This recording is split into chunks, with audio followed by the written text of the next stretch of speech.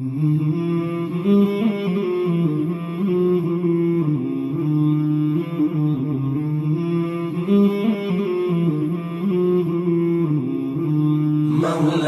صل وسلم دائما أبدا على حبيبك خير الخلق كلهم. مولاي صل وسلم دائما أبدا على حبيبك خير الخلق كلهم.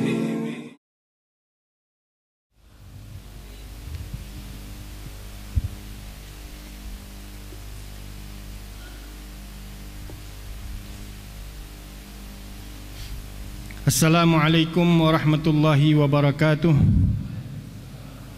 Jazakallah khairul jaza kepada Ananda Al-Habib Muhammad Ibn Al-Arif Billah Al-Habib Munzir bin Fuad bin Abdul Rahman bin Ali Musawa untuk tausiahnya tadi, yang mudah-mudahan memberikan kita dukungan terus untuk beliau, untuk terus berjalan meniti daripada langkah orang tua beliau, menjalan ke jalan Allah, keridhaan Allah, keridhaan Rasulullah sallallahu alaihi wasallam. Amin ya rabbal alamin.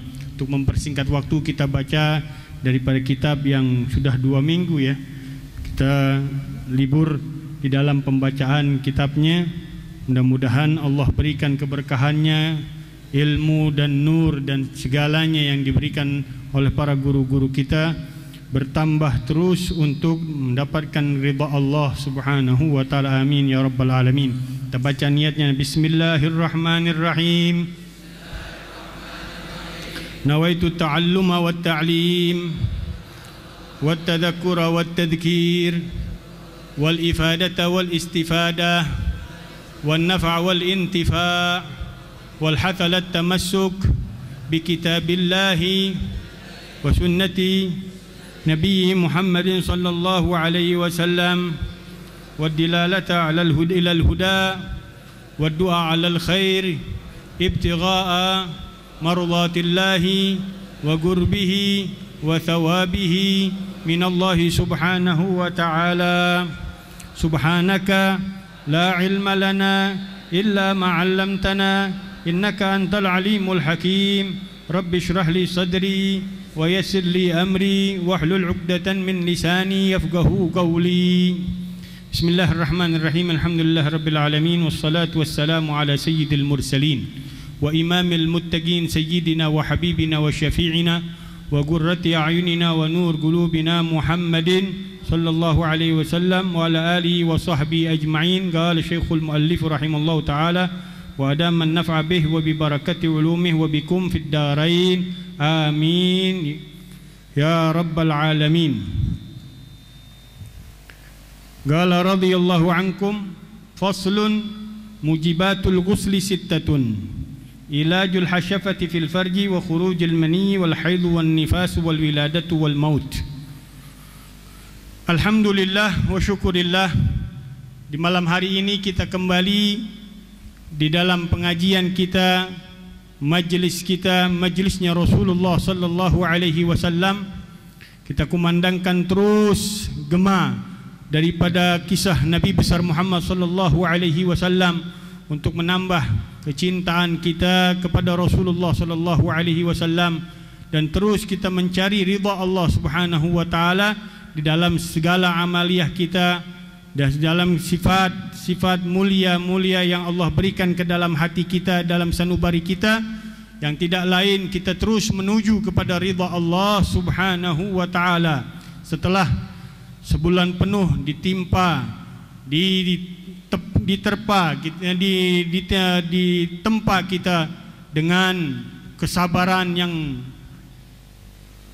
terus kita jaga sampai hari ini, sampai detik kita bertemu dengan Allah subhanahu wa ta'ala. Mudah-mudahan sifat sabar yang telah kita pelajari selama 1 bulan, dari menahan diri daripada hal-hal yang dilarang oleh Allah subhanahu wa ta'ala, menahan hawa nafsu kita, menahan keinginan-keinginan syahwaniyah kita, badaniyah kita, duniawiyah kita, terus kita bisa sempurnakan terus di akhir-akhir daripada bulan suci Ramadan, kita membaca daripada kitab Safinatun Najah di dalam masalah air, yang saya katakan air ini umpamanya ilmu yang diberikan oleh Allah Subhanahu wa taala ke dalam hati dan nurani kita.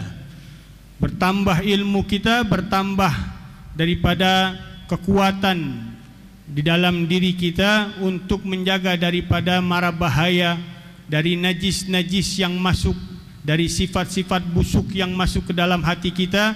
Tentu kita harus mempelajari cara-caranya, ilmunya yang kita ambil daripada sumbernya, yaitu Rasulullah sallallahu alaihi wasallam, yang terus turun generasi ke generasi daripada sahabat, daripada tabi'in, daripada tabi'in sampai ke masa kita, di dalam cara kita untuk melangkahkan kaki kita menuju Allah Subhanahu wa taala. Ini merupakan pelajaran panjang dari sifat kesabaran. Selama hidup kita tidak putus kita untuk melatih jiwa dan rohani kita, badaniah kita, untuk bersabar menuju jalannya Allah Subhanahu wa taala. Dan Rasulullah sallallahu alaihi wasallam sendiri, Allah katakan wa ma sabruka illa billah, dan tidaklah kesabaranmu wahai Muhammad kecuali dengan Allah. Suatu sifat apapun daripada sifat-sifat luhur, sifat-sifat sempurna, sifat-sifat yang terpuji, merupakan keluhuran yang diberikan dari Allah Subhanahu wa taala dan kembali kepada Allah Subhanahu wa taala, sehingga kita tidak melihat daripada amaliyah kita, pemberian-pemberian Allah Subhanahu wa taala dalam diri kita membawa kita kepada kesombongan, jauhan diri dari Allah Subhanahu wa taala, melihat daripada kelebihan diri kita di hadapan Allah Subhanahu wa taala. Karena pada hakikatnya semua sifat yang luhur, baik itu sabar, baik itu syukur, semuanya dengan Allah, dari Allah, dan kepada Allah kita kembalikan. Mudah-mudahan Allah Subhanahu wa taala memberikan kita sifat-sifat yang sempurna di dalam hati kita. Keluar kita dari puasa Ramadan bertambah daripada cahaya-cahaya Allah Subhanahu wa taala, sifat-sifat yang luhur di dalam hati kita, berhias diri kita dengan kesempurnaan, kesucian, keluar sebagaimana bayi yang baru keluar dari rahim ibunya bersih daripada segala macam dosa, dari segala macam kesalahan, dari segala macam kekhilafan, baik dari antara kita dan di antara kita dengan Allah Subhanahu wa taala. Saya sekali lagi mengucapkan minal aidin al faizin. Mudah-mudahan kita selalu dikembalikan oleh Allah Subhanahu wa taala ke bulan suci Ramadan, diperpanjangkan umur kita, diberikan oleh Allah Subhanahu wa taala semangat baru dari bulan Ramadan menuju Allah Subhanahu wa taala. Amin ya rabbal alamin.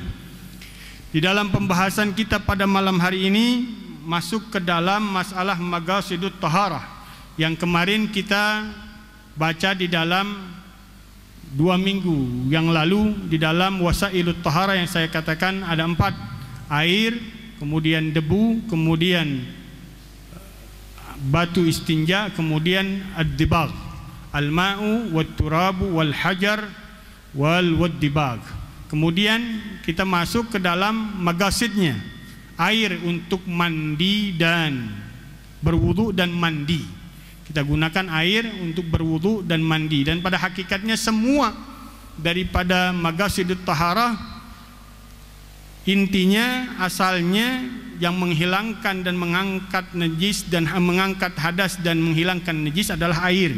Yang lainnya daripada debu, kemudian batu istinja dan dabak itu tambahan, pengganti atau pengurang dari ketidakadaan adanya air, dibantu dengan alat-alat yang lain seperti debu untuk tayammum, kemudian debu juga tanah untuk menyampur air dengan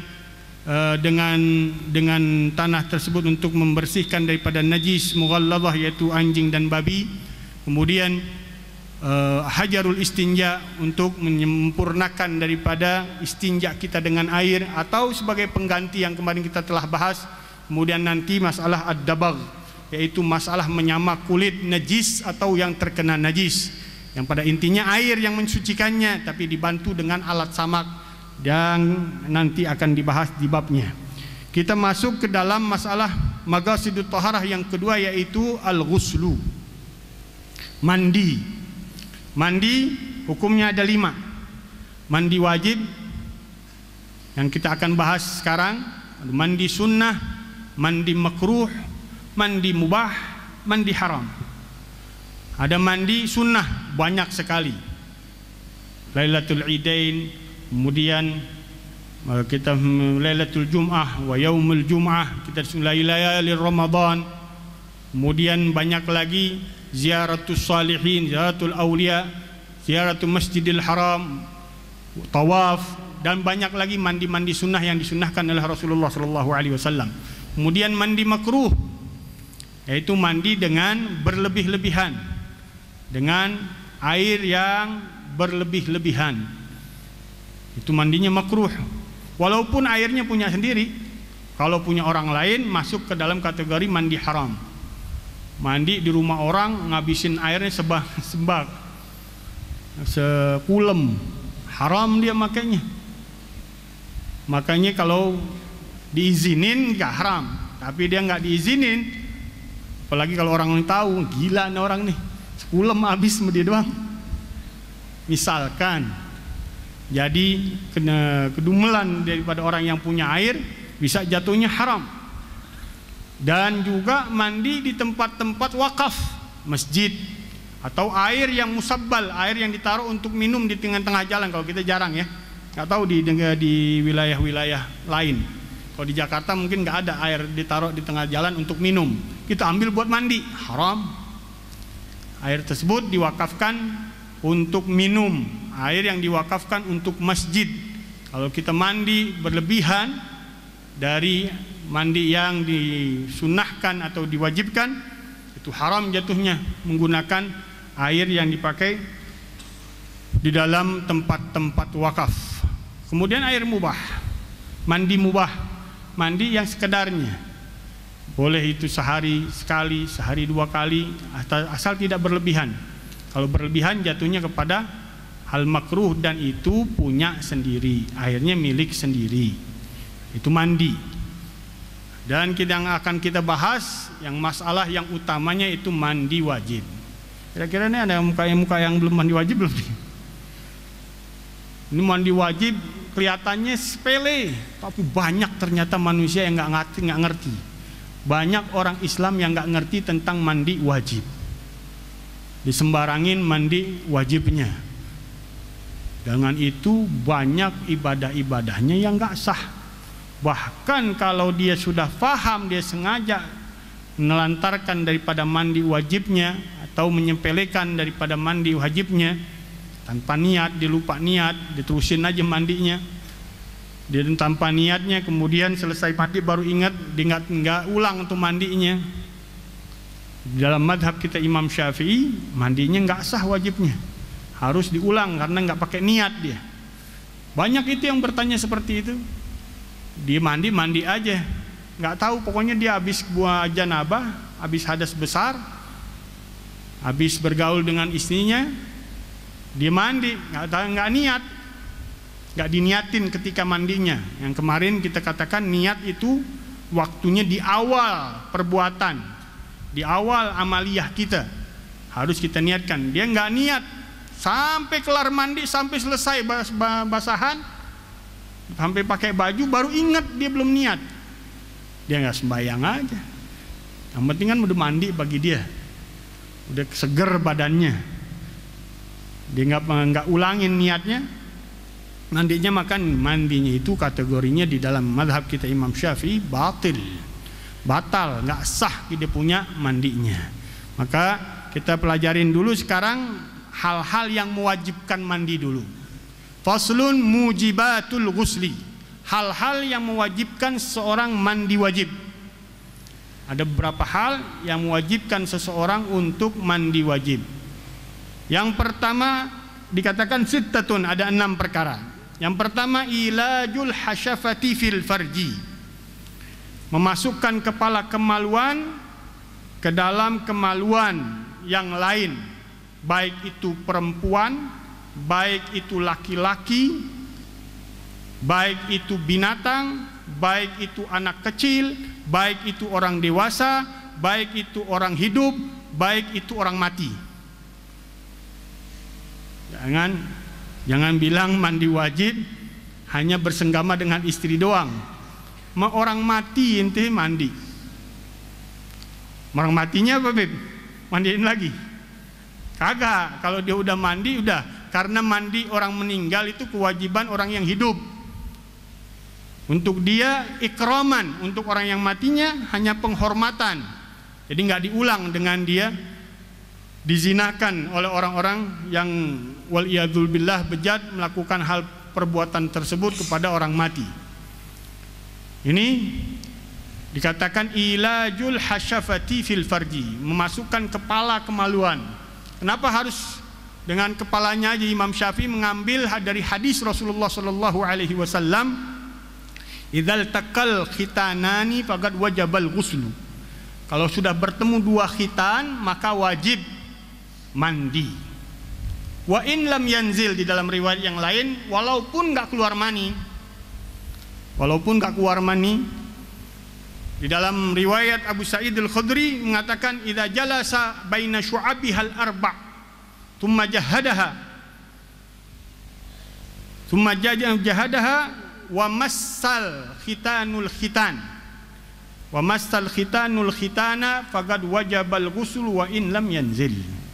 Apabila seorang sudah naik di antara tangan dan kaki wanita, maksudnya bersenggama, Jahadaha, dia melakukan persenggamaan kepada istrinya, kepada orang wanita tersebut. Wa massal khitanul khitana, dan bersentuhan antara khitan laki-laki dan khitan perempuan, faqad wajabal ghusl, maka wajib, sungguh wajib baginya untuk mandi, wa in lam yanzil, walaupun tidak keluar mani. Ini memupuskan nanti daripada hal yang kedua di dalam kriteria orang wajib mandi, yaitu keluarnya mani. Dalam hadis yang lain Rasulullah sallallahu alaihi wasallam mengatakan, qala Rasulullah sallallahu alaihi wasallam, al-ma'u minal ma'. Air itu dari air. Maksudnya apa? Mandi itu dari keluar airnya, air mani. Dari hadis ini berarti mesti keluar mani baru mandi. Tapi dengan hadis-hadis yang lain yang tadi disebutkan, hukumnya tidak keluar mani pun ketika seorang telah melakukan persenggamaan yang batasnya, kata para ulama, dengan bertemunya dua khitan, laki-laki dari kepala kemaluan. Wa intal, walaupun panjang. Wa intal, zakaruhu, tetap ukurannya kepala kemaluannya dia. Kepala kemaluan itu orang. Kalau terputus, min fagidiha, ukurannya dengan kadar kepala kemaluannya. Dari kemaluannya yang tersisa diukur sekadar kepala kemaluannya. Kalau masuk ke dalam kemaluan yang lain, baik itu kemaluan depan wanita, kemaluan belakang wanita, kemaluan belakang laki-laki, kemaluan banci yang muskil, kemudian binatang, orang yang hidup, orang yang mati, anak-anak, semuanya hukumnya wajib untuk dia mandi hadas besar. Walaupun kata ulama, orang yang berzina tidak wajib fauran, tidak wajib untuknya dia tergesa-gesa untuk mandi. Kasih waktu, dikasih tempo. Tapi makruh tetap menelantarkan mandi hadas besar. Kita kalau punya hadas besar, sunnahnya buru-buruin, sunnahnya, bukan wajibnya. Sunnahnya mempercepat. Menundanya hukumnya makruh, menunda-nunda. Karena orang yang punya hadas besar ditinggalin malaikat rahmah, dijauhkan oleh malaikat rahmah. Dirinya kalau dia berada di satu tempat, tempat itu tidak didatangi oleh malaikat rahmah. Maka disunnahkan kita untuk mandi buru-buru, mempercepat mandi hadas besar. Ilajul hasyafati fil farji, memasukkan daripada kepala kemaluan di dalam kemaluan yang lain. Masukkan kemaluan laki-laki, kepala kemaluan laki-laki di dalam kemaluan yang lain. Yang wajib yang dimasukkan kalau dia binatang. Binatangnya suruh mandi, gimana suruhnya? Jangan aneh-aneh ntar. Mandiin juga tuh, dibilang di sini pokoknya ilahnya semuanya, bukan. Yang wajib ini hanya manusianya yang melakukan hubungan tersebut. Wa khurujul mani, dan keluar mani sendiri. Gimana bangun? Ini sebenarnya rawan, ini masih banyak anak-anak. Yang udah kawin tahu perempuan, kita karena belajar umum kita buka semua-muanya. Ini juga banyak yang nggak tahu, perempuan-perempuan yang sudah kawin yang bersenggama dengan suaminya, melakukan orgasme dia, kedua-duanya di dalam syahwat, kemudian dia melakukan hubungan, setelah dia mandi keluar lagi mani campuran, sudah bukan mani dirinya. Itu baginya hanya berwudu saja, membersihkan saja, nggak ngulang mandinya, kecuali mani yang nggak ada dia dalam keadaan tidur dan dipaksa, nggak ada syahwat besarnya ketika melakukan hubungan tersebut. Ketika habis mandi dia keluar lagi, wajib dia mengulang mandinya. Ini juga jarang diketahui, jarang perempuan yang tahu, jarang istri-istri kita yang faham. Jadi keluar mani adalah mani sendiri, walaupun maninya itu daman abiton, darah yang keluar dari mani. Mani ini kriterianya 3. Khurujuha bitadaffuk ma'at taladzuz wal futur ba'daha. Keluarnya dengan memancar dan kelezatan, dan disertai setelahnya itu lemah badannya. Yang kedua, rihuha tal'u ajinin au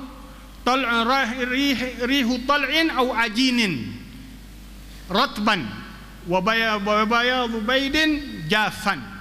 Baunya itu manis seperti tolak. Enggak ada yang tahu di sini tolak. Pohon kurma itu kembangnya di atasnya ada kuncupnya, itu kuncupnya persis dengan mani baunya. Itu dinamakan tolak, atau ajin burrin, atau tepung dari gandum yang basah. Itu sama dengan mani baunya. Atau bayadu baydin jafan, kalau dikering seperti baunya putih telur. Itu daripada ciri mani laki-laki. Kalau perempuan ragig, kalau mani laki-laki thakin, kental. Kalau perempuan encer, sufrah, kekuning-kuningan. Itu maninya perempuan. Ketika ditanya, Ummu Salamah bertanya, hal yakunu dzalika ya Rasulullah? Apakah benar ada mani perempuan? Wa anna yakunu syabah, kata Rasulullah. Dari mana manusia itu menyerupai ibunya kalau enggak ada mani perempuannya? Kata Rasulullah, ada mani perempuan, keluar dia. Karena dengan itu kelihatan keserupaan seorang anak kepada kedua orang tuanya. Kata orang-orang fikih, kalau mau tahu anak nyerupain bapaknya, berarti bapaknya keluar duluan. Kalau anak menyerupai ibunya, ibunya keluar duluan. Itu orang-orang fikih itu. Cuman jangan dipraktekin. Wa khurujul mani, dan keluar mani. Bil ihtilam, bil ikrah, dengan mimpi, dengan dipaksa. Yang penting keluarnya kalau laki-laki ila zahiril hasyafah, sampai keluar ke zahir kemaluan, dari lubangnya keluar. Kalau ketika indal intishar famassakahu, ketika dia merasa kemudian dipegang, nggak jadi keluar. nggak jadi keluar, nggak wajib mandi dia. Tapi kata orang ulama sudah masuk kepada baligh dia. Dengan kriteria kemarin umurnya udah 9 tahun.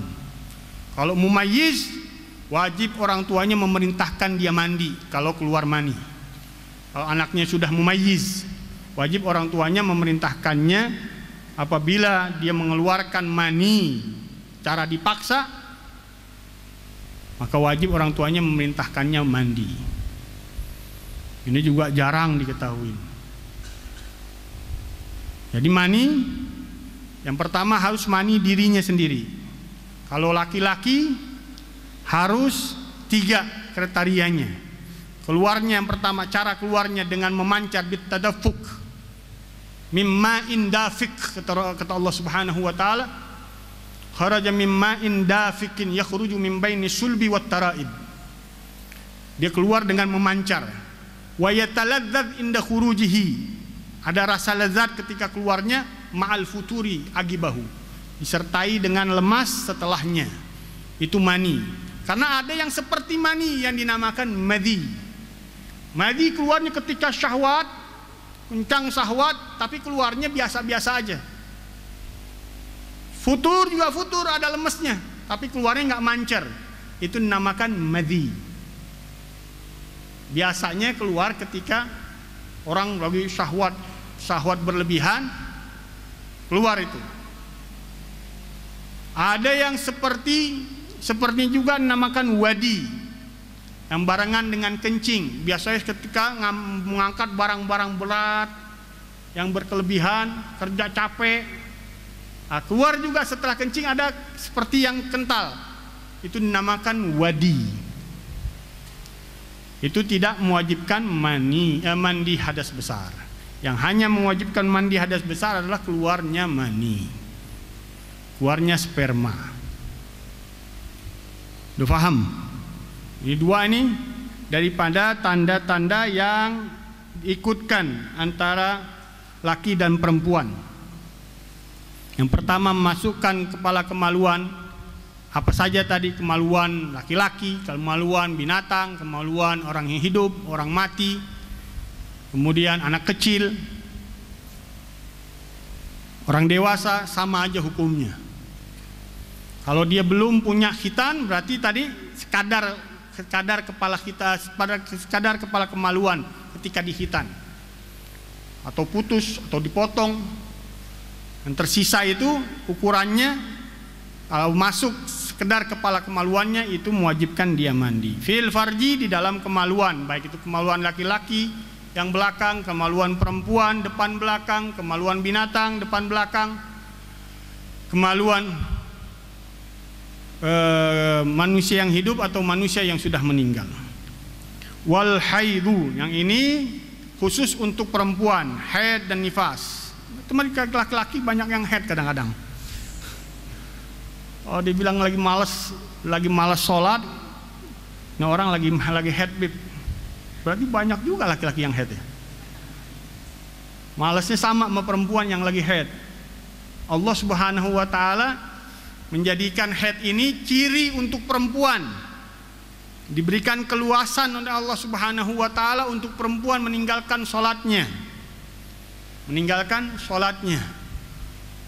Karena mengeluarkan darah yang tidak pantas untuk dia menghadap dirinya kepada Allah Subhanahu wa taala. Dikasih keluasan oleh Allah Subhanahu wa taala. Dikatakan haid ini oleh Ibn Hajar di dalam kitab Tuhfah, maniyun munagid. Mani yang sudah terproses. Mani yang keluar ini diibaratkan darah yang haid ini adalah darah yang keluar dari aksar rahim, dari atas bagian rahim perempuan, dari keluarnya hal yang biasa, yang wajar, tanpa penyakit, bukan penyakit. Kalau penyakit dinamakan damul istihadah, dan itu di bawah rahim perempuan. Itu dokter deh yang paham deh, kita nggak usah tahu. Bedanya antara haid dan nifas. Bedanya darah haid dan nifas. Kalau darah haid dikatakan oleh ulama itu ketika masuk mani laki-laki dan kemudian diambil oleh rahim perempuan, itu rahim perempuan ngunci dia. Itu darah, itu mani yang masuk ke rahim perempuan dikunci. Makanya nggak ada, kata ulama, anak menyerupai dua orang laki-laki, karena Allah sudah bikin prosesnya hanya untuk satu laki-laki. Subhanallah, otomatis itu dia tahu dah. Kalau udah masuk itu mengunci sendiri itu rahimnya, nggak ngambil mani yang lainnya. Itu dari kehebatan keagungan Allah Subhanahu wa taala di dalam penciptaan manusia. Dikatakan ini wa khurujul wal haid, ada darah yang keluar dari atas bagian rahim perempuan dari keadaan sehat, dalam keadaan sehat, itu haid. Nanti babnya juga kita akan bahas panjang lebar. Wan nifas, dan darah nifas, darah yang keluar setelah nafas, setelah jiwa keluar, setelah sempurna keluar badan seorang dari rahim ibunya. Itu nifas dipanggilnya.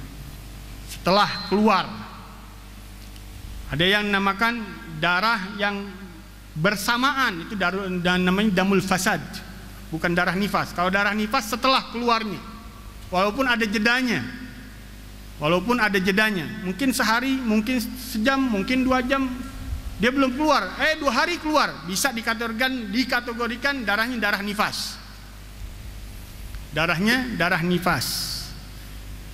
Walaupun nifas itu nanti kita bahas hanya sebentar aja udah cukup, dia keluarnya sesaat aja udah cukup, terus bersih, nggak ada sama sekali. Ada yang sama sekali nggak keluarin darah nifas, yaitu Sayyidatuna Fatimah al-Batul Zahra. Dinamakan Batul karena ya nggak keluar sama sekali daripada darah. Ketika melahirkan nggak ada darah sama sekali keluar, kering dia. Wal wiladah, dan setelah melahirkan. Kalau melahirkannya 1 kali, nggak anaknya nggak tahu amah dipanggilnya apa? Anaknya nggak 2, nggak 3, nggak 4, apa namanya?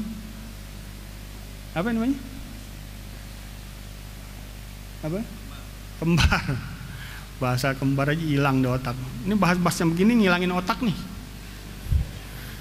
Kembar. Bahas makanya ulama-ulama fikih malas dia ngupas masalah darah, masalah mani, merusak otaknya. Panjang-panjang repot kita bahas ginian. Dia singkat-singkat aja deh. Wal wiladah, melahirkan. Bukan darah ini, melahirkan, setelah melahirkan anak. Setelah melahirkan anak, wajibnya kalau basah anaknya. Kalau kering nggak wajib mandi. Sunnah mandinya. Kalau kering nggak diwajibkan mandi, tapi sunnah mandinya. Tapi kalau anaknya basah keluarnya, wajib ibunya mandi. Maksudnya basah keluar darah bersamaan itu dengan anaknya. Tuh kan, lupa lagi. Kalau 1 anaknya mandinya sekali, kalau 2 anaknya mandinya 2 kali. Kecuali mau digabungin, bentar aja sekalian anak-anaknya keluarin dulu baru mandi, boleh. Sekali dia mandinya, tapi niatnya untuk semua anaknya. Kalau dia mandi dulu, prosesnya mungkin proses ngelahirinnya nih lama, dia 1 dulu, kayak kucing dong ya, ada jeda. Keluar 1, yang satunya lagi belum keluar, dia mandi. Setelah itu keluar lagi anaknya, mandi lagi wajib. Wiladah lagi mandinya. Begitu dan seterusnya. Tapi kalau mau digabung boleh mandinya sekali. Ntar aja deh nungguin terakhir nih anaknya belum keluar. Boleh dia menggabung daripada wiladahnya, mandi melahirkannya. Wal maut, dan yang terakhir mandi karena meninggal dunia. Panjang juga ya. Mandi karena meninggal dunia. Ini semuanya bakal dimandiin. Haqqul amwati alal ahya ghusluha thumma takfinuha thumma salatu alaiha thumma dafnuha. Kata Nabi sallallahu alaihi wasallam, kewajiban seorang yang hidup seorang kewajiban orang yang mati atas orang yang hidup, orang yang hidup atas orang yang mati adalah memandikannya, mengkafaninya, mensolatkannya, kemudian menguburkannya. Dari hadis itu maka wajib kita yang hidup memandikan. Wajibnya bagi yang hidup memandikan, dan sunnah bagi yang memandikan untuk mandi daripada membasuh daripada memandikan orang yang meninggal. Sunnah bagi orang yang memandikan, atau memandang wajah orang yang meninggal. Memandang wajahnya juga kita sunnah mandi lagi. Kita yang nggak ikut turut memandikan sunnah juga, karena kita memandang wajah.